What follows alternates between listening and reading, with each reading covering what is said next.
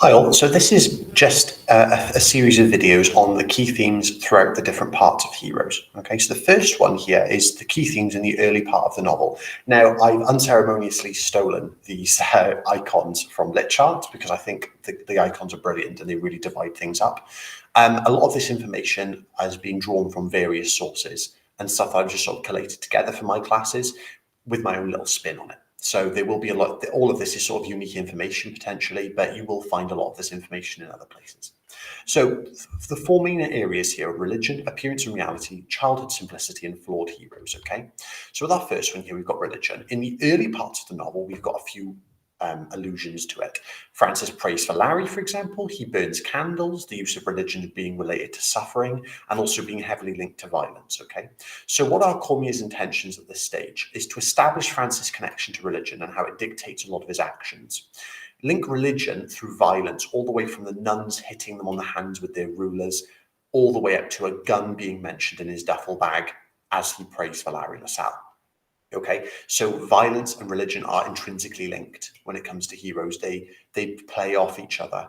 Really, that violence shouldn't play into religion, you know, as if we think about it, but it does a huge amount.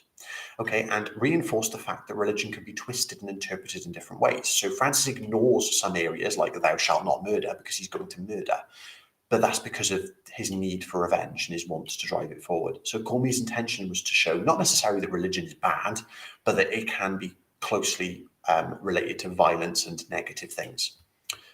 Okay, in terms of appearance and reality, we've got Francis's physical appearance. So we've got his caves, his dangling flesh, him being toothless, is monstrous, but it contrasts his former innocence as a child. He's not a monster on the inside, it's only on the outside. And we've got Larry's movie star smile and his Fred Astaire walk suggest him to be false. And also the fact that he got into trouble with New York and he lured young girls are just red flags, plain and simple. Okay, and what are his intentions at this stage? To establish Francis' first meeting of Larry and to foreshadow his later behavior as predatory. So we needed to see straight away what Larry was like when he's introduced in order to understand why Francis wants to hurt him so much. We also established through the use of flashbacks that Larry was a hugely positive influence on Francis. And this is what makes it so difficult because he appears to be a good influence and a good person on the surface, but he isn't. And also to show how Francis is physically deformed due to the scars of war, but was once a fun-loving and innocent child. And I always tell my class to come back to the idea of his cheeks.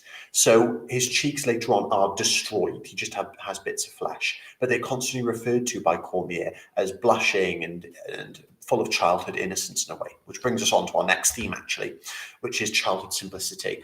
Both Francis and Nicole are seen as innocent and naive at the start of the novel.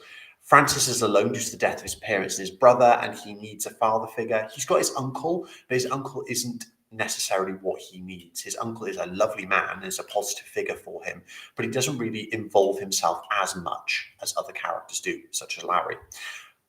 Nicole is a new character as well that we get introduced to in the opening bit, but forms an instantaneous, flirtatious connection with Francis. But it is all juvenile. It is all an innocent crush. It's something that isn't really serious. And it's just what every teenager and young person goes through, okay, having crushes on people. And this is what shows it to be simple. When you're young, Cormier's intention is to show that all of your problems are very simple and basic. And we long for those simple and basic problems. Like nowadays, at my age, I'd be thinking, oh my God, how much am I going to have to pay for this? Whereas when you're younger, you might be like, oh my God, I can't afford a Freddo today. You know, they're not really the same. So Cormier's intentions at this stage were to suggest how simplistic the problems children have are. So crushing, flirtation, struggling to talk to Nicole are all relatively comedic, but it also sets up a much greater downfall later when they're exposed to such adult problems. And as I said, they add weight to the later introduction of these characters into the adult world of sexual assault, violence and war. And the loss of innocence adds to the tragedy and the pathos of the story. So we do start to feel more sympathy when these things go wrong and adult problems are introduced, because we've already got such simple, basic childhood problems that don't really mean very much. And finally, we've got flawed heroes. So the way Larry is set up suggests that he's everywhere in the rec centre, that he is multi-talented and perfect.